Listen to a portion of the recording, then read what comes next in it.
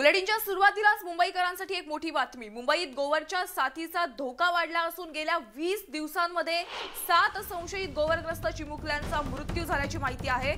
तर दुसरीकडे शहरातील तब्बल 20,000 बालकांनी गोवर प्रतिबंधक लस घेतलीच नसल्याचं समोर आलंय आणि यामुळे मुंबईकरांसह प्रशासनाच्या चिंतेमध्ये देखील भर पडलेली आहे। आणि गेल्या काही दिवसांपासून मुंबईमध्ये गोवरच्या रुग्णांच्या संख्येमध्ये सातत्याने वाढ होते आणि आतापर्यंत 142 रुग्ण आढळले असून 26 ऑक्टोबर पासून मुंबईमध्ये 7 बालकांचा मृत्यू हा गोवरमुळे झाल्याचा संशय आहे। आणि त्यातील 4 मृत्यू हे कस्तुरबा रुग्णालयात, 2 राजावाडी रुग्णालयात तर एका बालकाचा मृत्यू हा घरी झाल्याची माहिती आहे।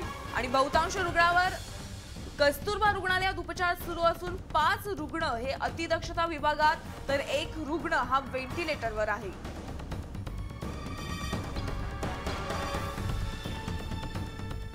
तर मुंबई पाठोपाठ मालेगावात देखील गोवरची साथ पसरली असून शहरातील वेगवेगळ्या भागातील 44 मुलांना गोवरची लागण झाल्याचं आढळून आलंय आणि त्यानंतर एकच खळबळ उडाली असून आरोग्य यंत्रणा देखील आता सतर्क झाली आहे। गोवरची लागण झालेल्या मुलावर सामान्य रुग्णालयासह महापालिकेच्या इतर रुग्णालयात देखील उपचार करण्यात आल्याची माहिती महापालिकेच्या आरोग्य विभागाने दिली आहे।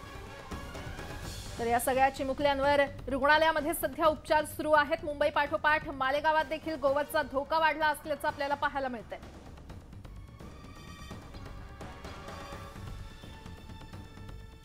पुण्यामध्ये सीएनजीच्या दरामध्ये पुन्हा एकदा वाढ झाली आहे। सीएनजीचा दर हा प्रति किलो 1 रुपयांनी वाढलाय। आता पुण्यामध्ये 1 किलो सीएनजी साठी चालकांना 92 रुपये मोजावे लागणार आहे।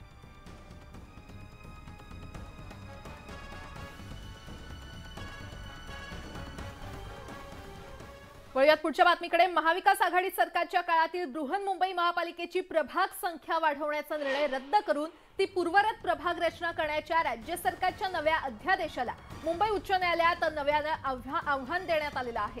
आणि या याचिकेवर आज तातडीने सुनावणी घेण्याचं हायकोर्टाने निश्चित केलंय।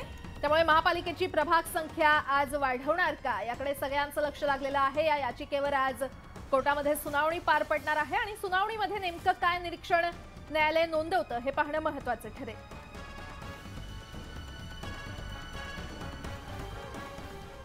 वळूयात पुढच्या बातमीकडे। मध्य रेल्वेने छत्रपती शिवाजी महाराज टर्मिनस ते कल्याण दरम्यान लाईन ब्लॉक घेण्याचा निर्णय घेतलाय आणि या ब्लॉक अंतर्गत सीएसएमटी ते मस्जिद रेल्वे स्थानकादरम्यान रेल्वे रुळाचं काम केलं जाणार आहे। यामुळे 19, 20 आणि 21 नोव्हेंबरला मुंबईकडे जाणाऱ्या आणि येणाऱ्या एक्सप्रेसच्या वाहतुकीवर परिणाम होईल। नंदीग्राम, जनशताब्दी, देवगिरी आणि राज्यराणी एक्सप्रेसच्या काही फेऱ्या या रद्द करण्यात आलेल्या आहेत आणि यामुळे याचा फटका हा मराठवाड्याच्या जनतेला सोसावा लागणार आहे।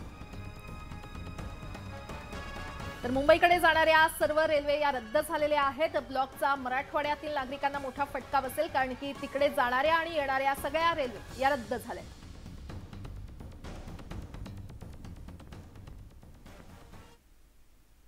आणि आता 100 गावं 100 बातम्या